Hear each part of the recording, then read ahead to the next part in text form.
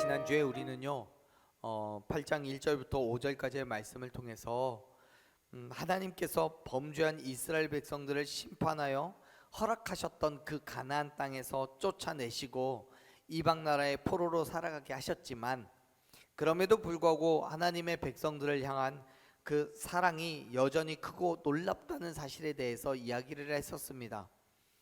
그 사랑하심으로 인하여서 하나님께서는 포로가 된 이스라엘 백성들을 다시 부르셔서 하나님의 백성으로 회복시키시고 진리의 성읍으로 거룩한 산으로 부르게 하셨다는 약속을 하셨지요. 뿐만 아니라 그들에게 완전한 평화와 번성의 축복을 부어주시겠다라고 약속을 하셨어요. 하지만 그들의 상황, 즉 이스라엘 백성들의 상황을 생각하면 하나님의 그 약속은 말도 되지 않고 불가능해 보였을 거예요. 왜냐하면 이스라엘 백성들의 눈에는요 아무것도 없거든요.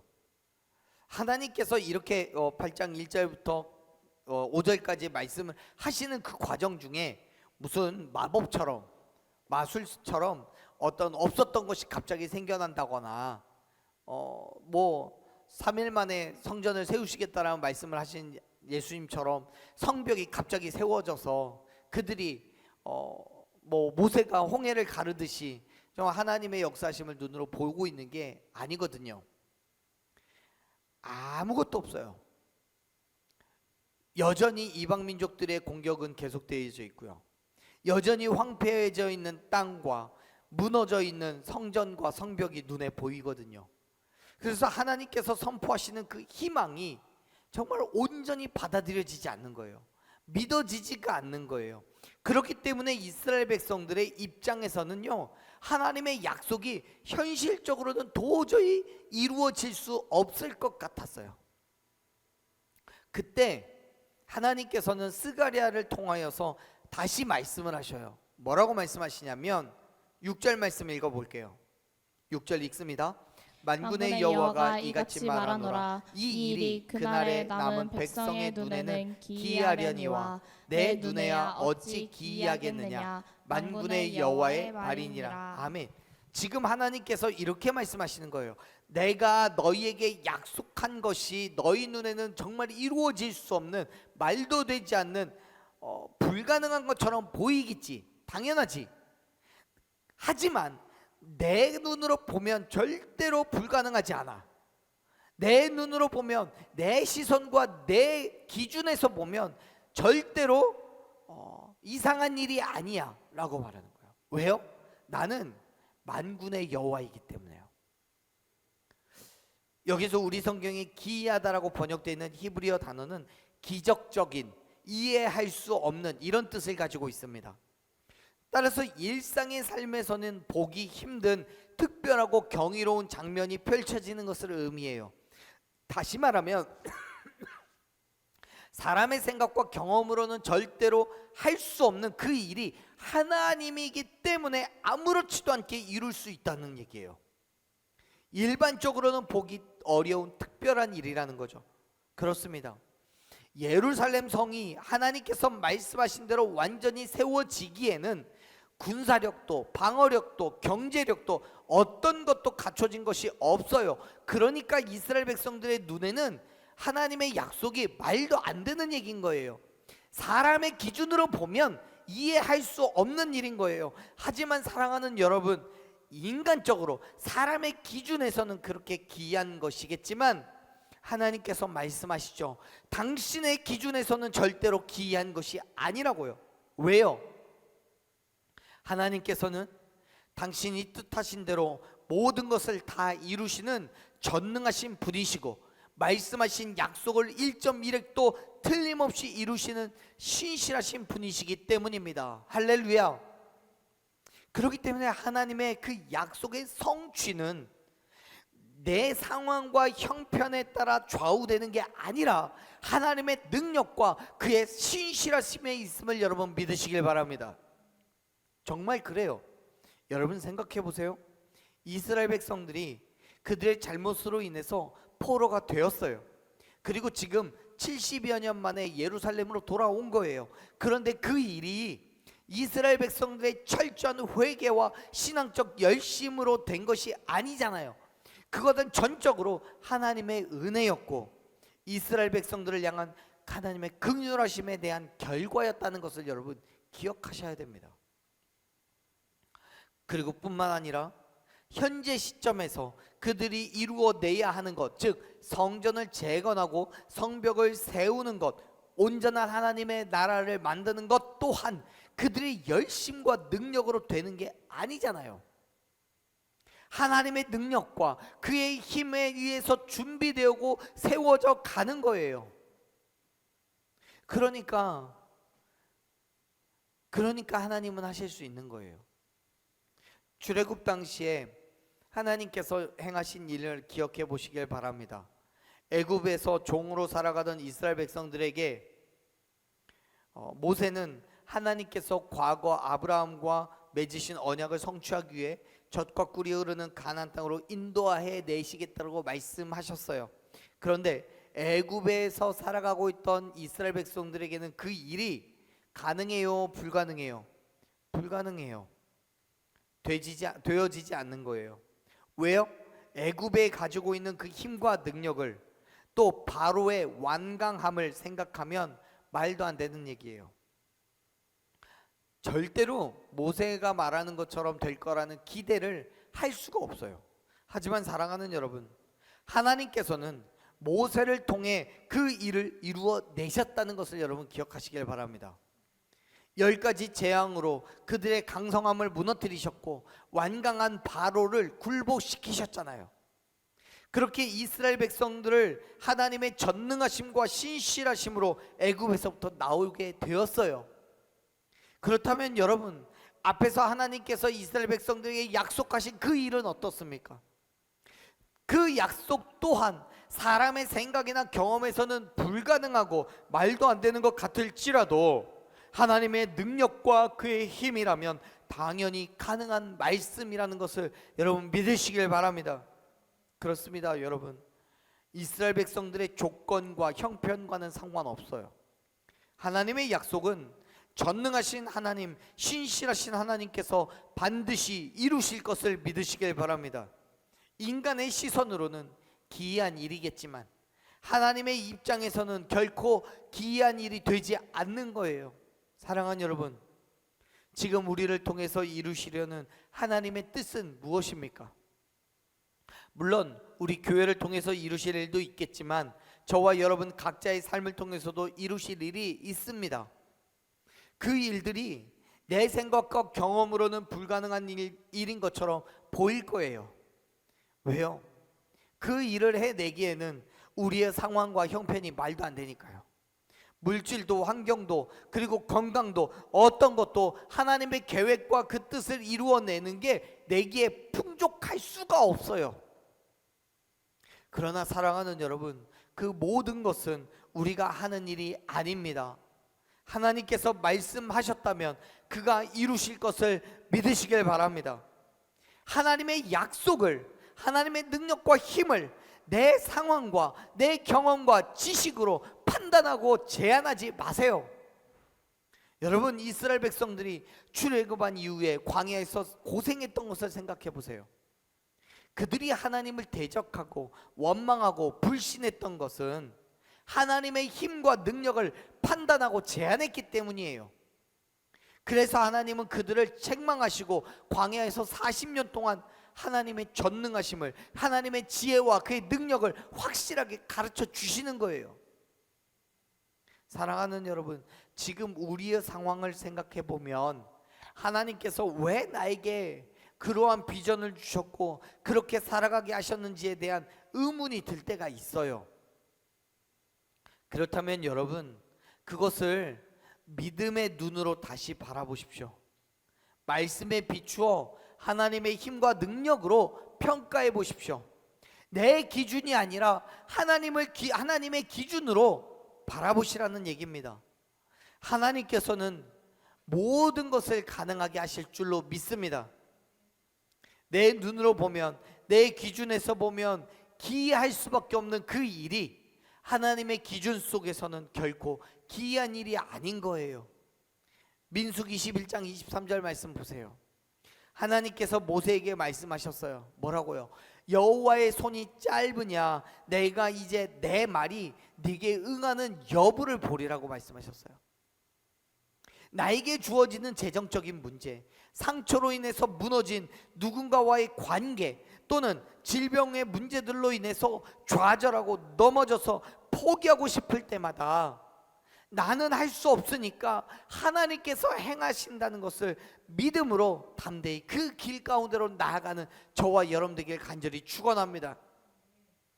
말씀하신 대로 행하실 것을 믿음으로 지금의 현실 그 상황과 문제들로 인해서 좌절하고 낭망하지 말고요, 전지전능하신 하나님을 신뢰함으로 담대하게 나아가시기를 바라요. 하나님을 내 경험과 내 생각으로 평가하고 재단하지 마세요. 보세요. 하나님께서는 우리에게 분명하게 말씀하셔요. 7절 말씀 읽어봅시다. 7절 읽습니다. 만군의 여호와가 이같이 말하노라. 보라, 내가 내 백성을 해가 뜨는 땅과 해가 지는 땅에서부터 구원하여 내고. 하나님께서는 해가 뜨는 땅과 해가 지는 땅에서부터 하나님의 백성들을 구원해내실 거라고 말씀하셔요. 이것은 해가 뜨는 곳에서부터 해가 지는 곳까지를 말하고 있는데요, 전 세계를 의미하는 일종의 관용 어구예요. 다시 말해서 하나님께서는 모든 세계에 복음을 선포하고 당신의 백성들을 불러 모으시겠다라는 의지를 드러내는 말씀이에요. 그런데 여러분, 말씀을 잘 살펴보세요. 하나님의 그 모든 능력과 권세는 누구를 위한 겁니까? 누구를 위한 거예요? 하나님의 백성들이요. 내가 내 백성을 구원하시겠다고 말씀하시잖아요. 여러분, 하나님께서는 당신의 백성을 그냥 두고 보시지 않아요. 예수 그리스도의 죽으심과 부활하심을 통하여서 그의 백성들이 모든 죄와 허물 가운데서 구원을 받은 줄로 믿습니다. 그렇게 하나님께서는 당신의 백성들을 포기하지 않으셨어요.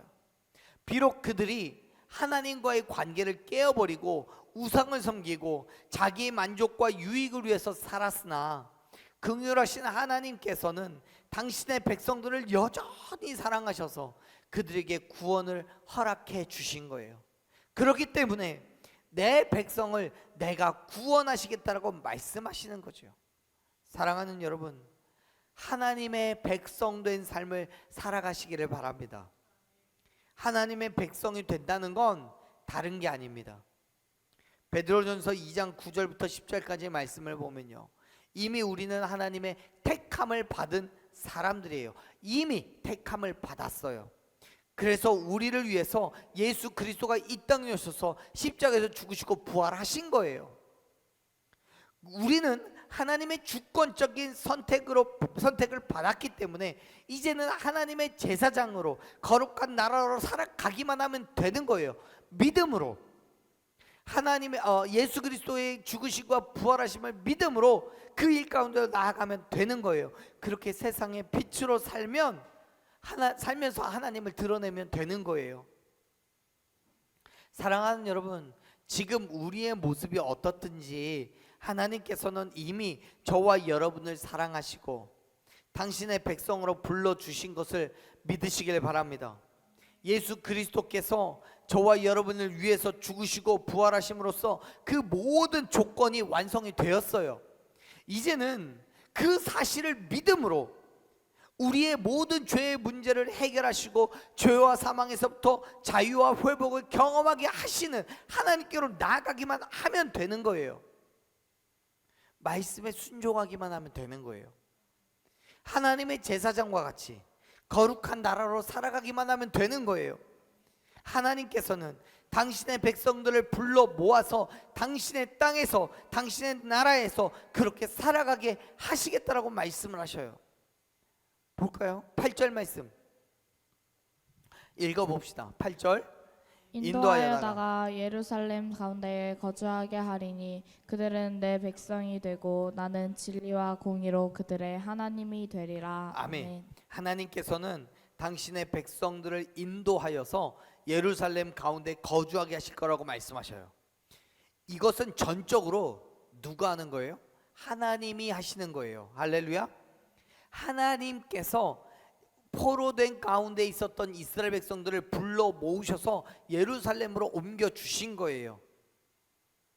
하나님의 말씀을 듣고 그 뜻대로 살아가는 자들을 인도하셔서 예루살렘 가운데 거하게 하시는 것은 하나님의 주권에 있고 그의 힘과 능력으로 행하시는 일이라는 거예요. 당연히 그게 내 힘과 능력으로, 내 시선으로는 안 되죠. 불가능하죠. 하지만 여러분, 하나님이라면 모든 것을 하실 수 있음을 믿으시길 바랍니다. 뿐만 아니라 하나님께서 우리와 함께 하시고 크고 놀라운 일을 행하실 것을 여러분 기대하시기를 바랍니다. 보세요. 하나님께서 이스라엘 백성들을 예루살렘 가운데 거주하게 하시겠다라고 말씀하시잖아요. 그런데 지금 이스라엘 백성들의 눈에 예루살렘이 어때요? 여전히 불안하고 걱정이 많아요. 매번 이방 민족들의 공격과 황폐화된 땅으로 걱정과 염려가 있어요. 그런데 하나님께서 굳이 그러한 땅으로 인도하시겠다는 의미가 뭐겠습니까? 하나님께서 그들을 지키고 보호하시겠다는 거예요. 아니, 애초부터 하나님께서는 그들을 보호하셨어요. 돌보아 주셨어요. 그러니까 인간의 눈으로 보면 말도 안 되는 불안과 염려가 있지만 하나님의 눈으로 보면 그 모든 것들이 다 사라지는 거예요. 여러분 생각해 보세요. 이스라엘 백성들이 포로된 삶을 살아가고 있습니다. 그 가운데서 하나님께서는 예루살렘으로 불러주셨어요. 그런데 여기에서 우리는요 그런 생각을 할 수 있습니다. 하나님께서 이스라엘 백성들을 예루살렘으로 부르셨어요. 그렇다면 하나님이 부르셨으니까 예컨대 우리 생각으로는 하나님의 능력과 힘으로 그곳 가운데로 옮겨주시면 되잖아요. 그 포로된 생활 가운데 있는 그들을 어떤 순간이동 하듯이 짠하고 보내실 수도 있고요. 아니면 그들이 가는 그 길을 홍해가 갈라지듯이 쫙 갈라져서 정말 평안하게 옮겨주실 수도 있죠. 그들이 잘 올 수 있도록 말을 보내주실 수도 있죠. 어떤 방법을 통해서든지 하나님께서는 무사히 그리고 그 어느 때보다도 평안하게 예루살렘을 오게 하실 수 있었을 거예요. 하지만 여러분, 우리의 성경 어느 곳을 봐도요 하나님께서 그런 일을 행하셨다는 기록이 없어요.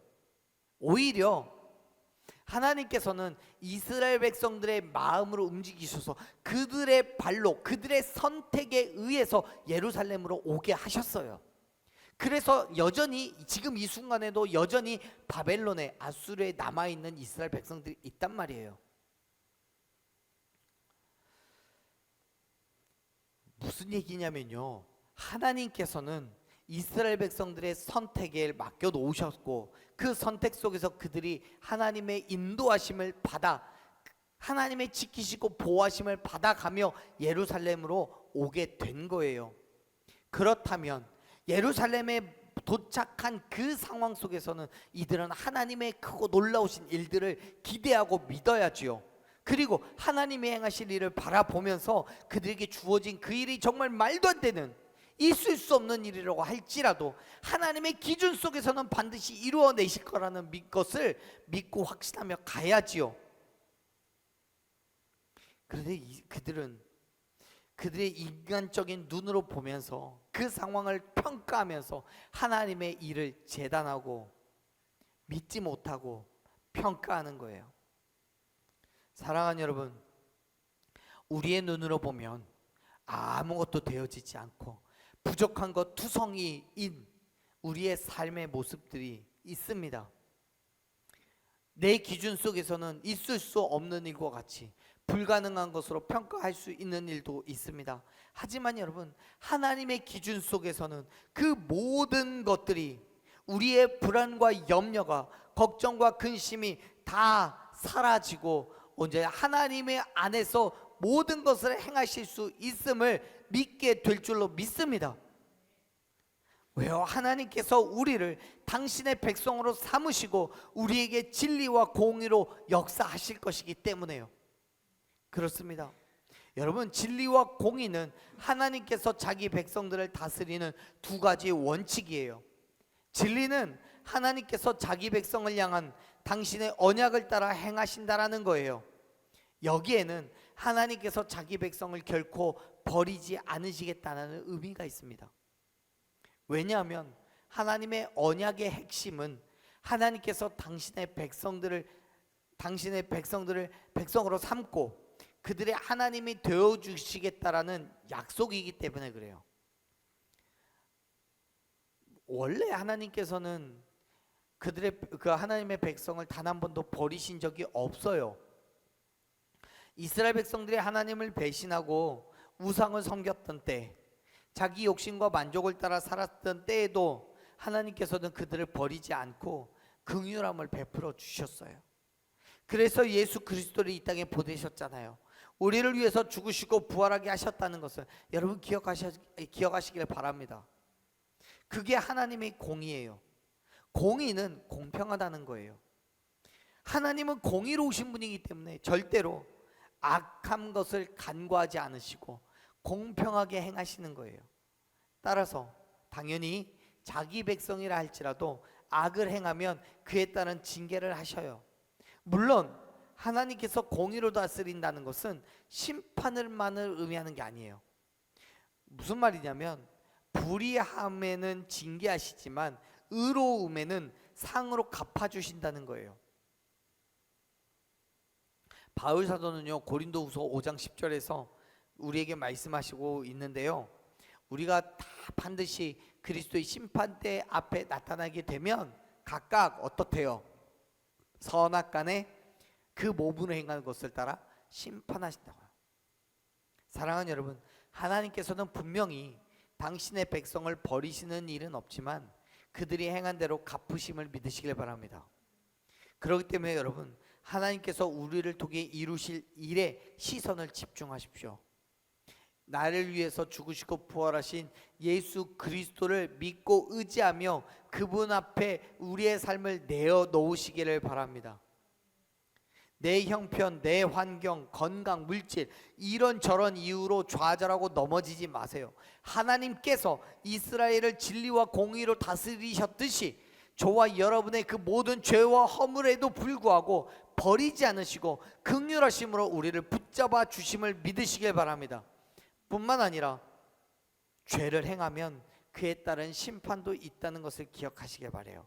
그래서 죄악을 멀리하고 의와 선으로 대하면서 의로운 상급과 축복으로 갚으시는 하나님 앞에 믿음의 삶으로 나아가는 저와 여러분이 되기를 간절히 축원합니다.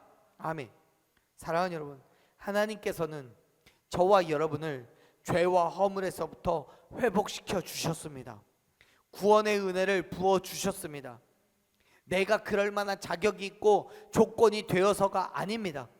하나님께서는 그냥 우리를 너무도 사랑하셔서 나를 긍휼히 여기셔서 우리에게 그러한 놀라운 일을 행하셨음을 믿으시길 바랍니다.